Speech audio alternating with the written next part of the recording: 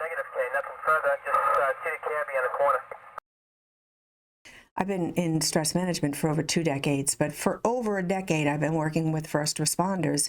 And I will say that old way of thinking, shake it off your back, that kind of thing, that's gone because it doesn't make sense. Because at the end of the day, you're a human being with a central nervous system, and central nervous systems can overload with trauma.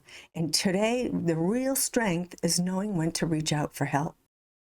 I want to take a closer look at what's really happening when we talk about empathy burnout, especially in communication. And this is what you do. This is your job, right? You're communicators. What is empathy? Empathy is the ability to understand and share feelings of another person.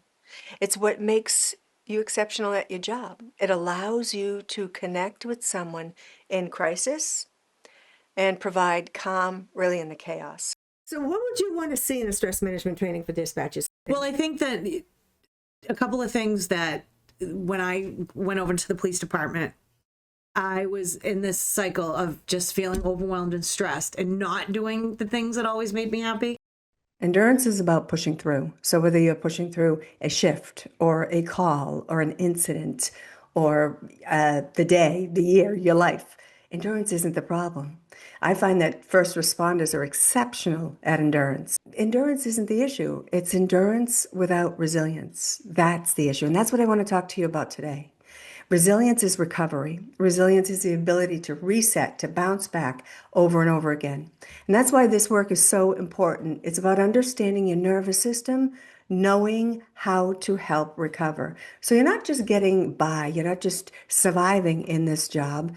You can actually thrive in the work and feel better for yourself, for your family, and for the life outside of your work.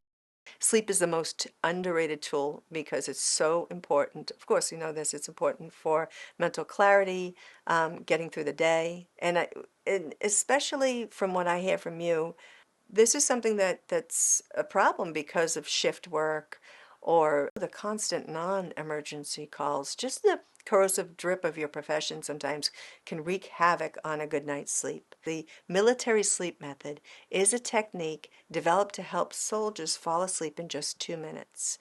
It was originally created by the U.S. military to improve performance and reduce errors due to sleep deprivation. Has the job changed the way you see people, civilians? I'm going to say no. And for this one reason. Somebody's picking up that phone for a reason. Their problem could not be what I think it should be. To them, it's this monumental thing, and I think it's this tiny little thing. I'm still going to handle it as monumental because this person sees their issue as being really, really big. I can't judge that. A lot of empathy and sympathy, both of them, for these people. They do this for a reason. And I can't judge that reason. I'm not there to judge. I'm there to help.